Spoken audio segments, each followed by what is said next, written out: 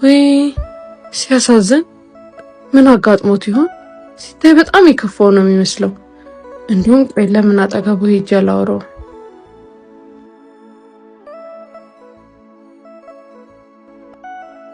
እርታ ወንድሜ ታግዘኛለህ? እሺ ችግር የለውም።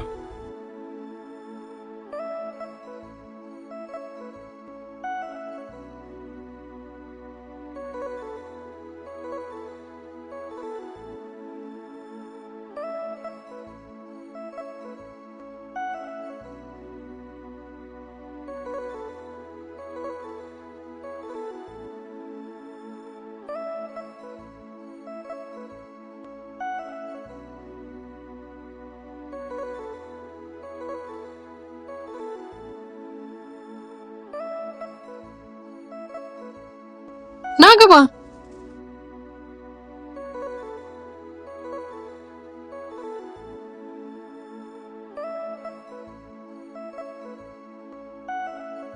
እኔ የምልህ ምሳ በልተሃል? አዎ አሁን ከልጆች ጋር ተመላሽ ከምግብ ቤት ተቀብለን በላው። ይቅርታ አድርግልኝና አንድ ጥያቄ ልጠይቅህ? ይቻላል፣ ችግር የለውም። ስትታይ ምንም የጎዳና ልጅ አትመስልም። ጎዳና የወጣህበትን ምክንያት ማወቅ እችላለሁ? እንጀራ እናቴ አትወደኝም። ስድቡና ማንቋሸሹ ሲበዛብኝ ቤቱን ጥዬላት ወጣው። በጣም አዝናለሁ። እሺ ና ግባ። እሺ ወደ ቤት። አይ እዚሁ ብሆን ይሻላል። እሺ በቃ መጣሁ። እሺ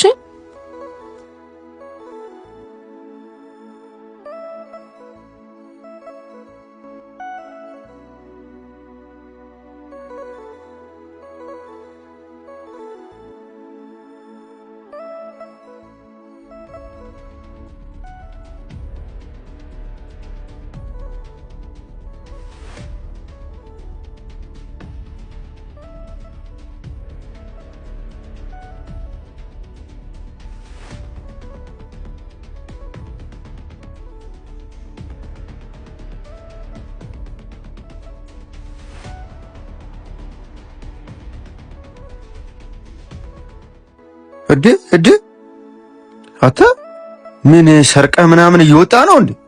ኧረ አይደለም እንዴ ጭራሽ መስረቀ ሳያንስ ደግሞ ታስተባብላለህ እንዴ? ቀና ብለህ አውራኛ። ምን ትቅለሰለሳለህ? ቆይ ዮኒ ይኸውልሽ ናፍቆት ሲሰርቅ እኮ እጅ ከፍንጅ ይዤው ነው። ቆይ ዮኒ እንደምታስበው አይደለም። እኔ ሰጥቼው ነው። ኦ እንደዛ ነው እንዴ? አላወኩም ነበር። በጣም ይቅርታሽ ወንድሜ። በጣም አዝናለሁ።